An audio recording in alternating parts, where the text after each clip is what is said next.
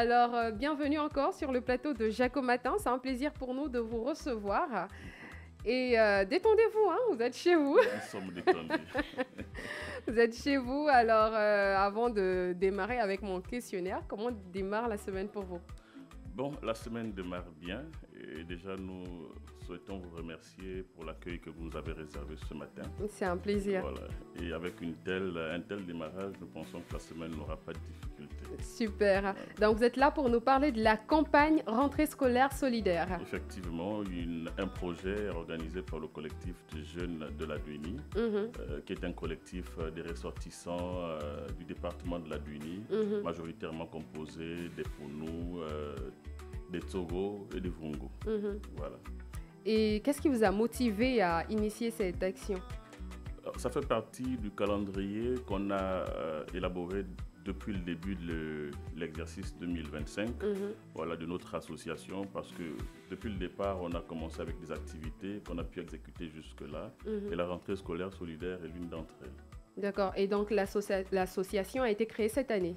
L'association n'a pas été créée cette année, elle existe depuis 2023. D'accord.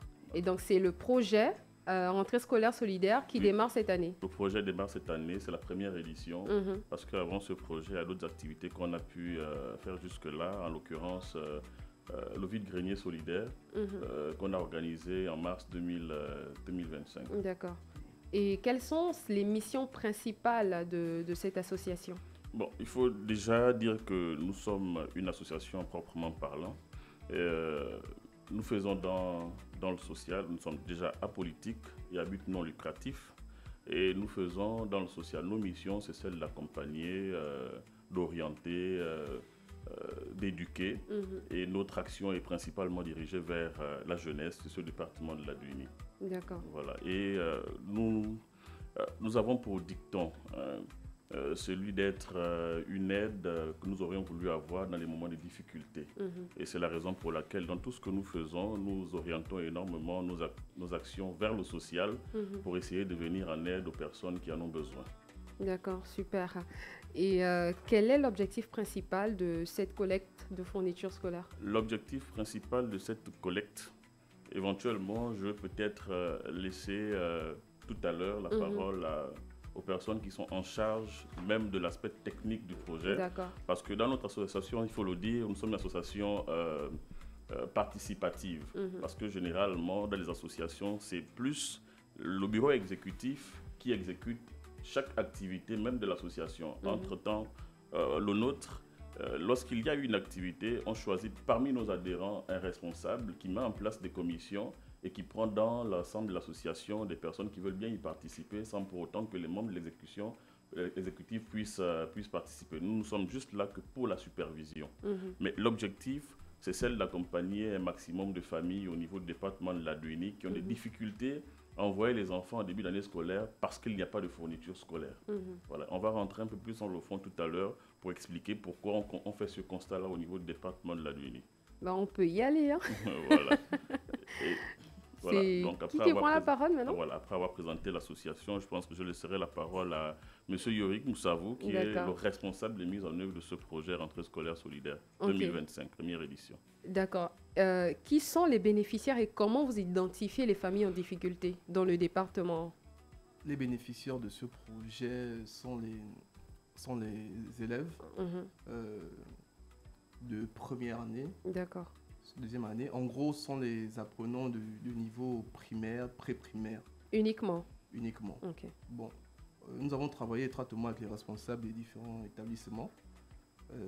Et par là, nous avons identifié 926 bénéficiaires directs et plus de 500 bénéficiaires indirects.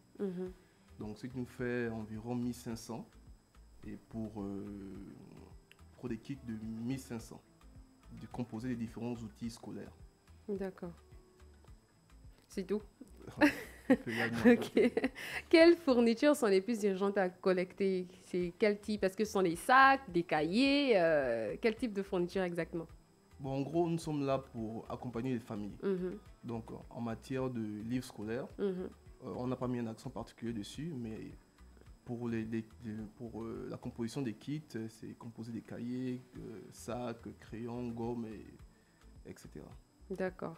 Donc, je vais m'adresser à Sharon parce que c'est une question qui tend un peu vers le financier. Donc, comment est-ce pour les personnes qui veulent, par exemple, participer à la collecte, faire des dons, est-ce que c'est financier ou c'est matériel? Comment ça se passe?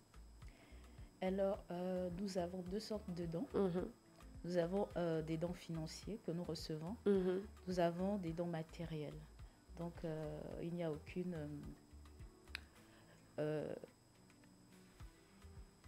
Il n'y a aucune exigence. D'accord. aucune exigence par Mhm. rapport aux dons que vous pouvez faire. D'accord.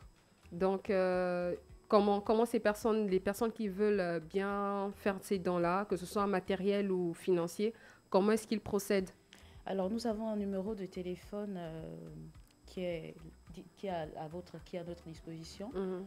Donc, si je peux me permettre de le donner. Oui, il n'y a pas de souci. Donc, c'est le 077 Mhm, 14 mhm. 89 61. D'accord. Donc, c'est par là que vous pouvez passer si vous avez besoin d'un peu plus d'informations. Mhm, Donc, que ce soit pour le dépôt des kits scolaires, mhm. donc des dons matériels, et que ce soit pour des transferts, des envois d'argent et tout. D'accord. Là, vous avez parlé de... Ah oui, pour les dons matériels et financiers, c'est à ce numéro qu'on... Oui. Voilà, ok, merci. Autre question, combien de temps va durer cette campagne? Cette campagne, elle a commencé le 1er juin parce Mhm. qu'on a voulu s'y prendre un peu plus tôt parce qu'on sait qu'à partir de la période de septembre, les familles vont se consacrer aux fournitures scolaires de leurs propres enfants et donc ils n'auront plus peut-être la possibilité de participer pour cette activité-là. Mhm, Mais j'aimerais bien quand même approfondir une toute première question qui a été posée aux responsables des mises en œuvre de projets. D'accord. Comment on a pu identifier Mhm. les bénéficiaires de ces dons-là. Alors, pour essayer de faire la petite carte de notre département, nous avons la commune qui est Mouabi. mhm, Et ensuite, autour de la commune, il y a plusieurs villages. Il y a le village le plus lointain, c'est un village de 62-64 km de la commune qu'on appelle Doussala. mhm. Mais entre Doussala et Mouabi, nous avons deux grands villages. Doussala est le troisième grand village. On a Mhm. Mokab, on a Morindi et on a Doussala. Et dans ces trois établissements, dans ces trois villages, il y a des grands établissements. Mhm. Et en dehors de ce village, il y a un autre qui est au niveau du premier siège qu'on appelle Dourassou. Mhm. Ce village également a un grand établissement. Et on a pu identifier les responsables de l'établissement à qui on a posé des questions pour savoir s'il y avait des élèves qui avaient des difficultés à être scolarisés faute de fournitures scolaires. Mhm. Et chaque responsable de l'établissement a pu envoyer au niveau de l'association une liste bien exhaustive de ces différents élèves-là en difficulté. Mhm. Et donc, c'est à partir de ce moment qu'on a pu identifier 900 et quelques élèves en difficulté. Mais comme on sait que dans ce type de situation-là, même celui qui en a viendra dire qu'il n'en a pas parce Exact. que c'est donné gratuitement. Exact. Donc, c'est la raison pour laquelle on a pu arrondir jusqu'à 1500 élèves. Mhm. Voilà, peut-être que la responsable financière vous donnera de façon exhaustive le montant attendu Mhm. et le montant peut-être qu'on a déjà récolté jusque-là. Parce qu'il y a déjà des personnes qui ont fait des dons Mhm. et il y a également non seulement financiers mais aussi matériels Mhm. et qu'on remercie aujourd'hui.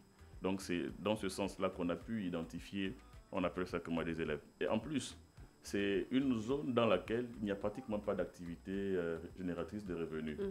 Dans ces villages-là, il y a peut-être au niveau de Mokab une société forestière qui recrute quelques jeunes, mais pas tous les jeunes. Mhm. Et généralement, les personnes qui gardent des enfants là-bas sont les grands-mères parce que les parents sont dans les métropoles, Mhm. les grandes métropoles. Et donc, ces parents-là ont des difficultés à avoir de l'argent pour payer les fournitures scolaires. Mhm.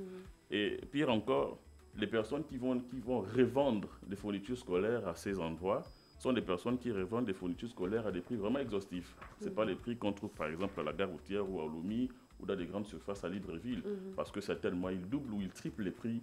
Un cahier qui peut coûter 300 francs ici peut coûter 1500 là-bas. D'accord. Et comme les parents n'ont que pour seule activité aller à la chasse en forêt, juste pour une consommation domestique, ils n'ont pas de revenus pour pouvoir payer ces fournitures scolaires-là. Et c'est la raison pour laquelle on leur vient en aide. Merci, Monsieur Monouga, pour toutes ces informations déjà partagées sur le plateau. Je ne vais pas vous laisser d'aussitôt. On va repartir en musique et puis on revient juste après. D'accord. Jaco FM 98.3. Jaco FM.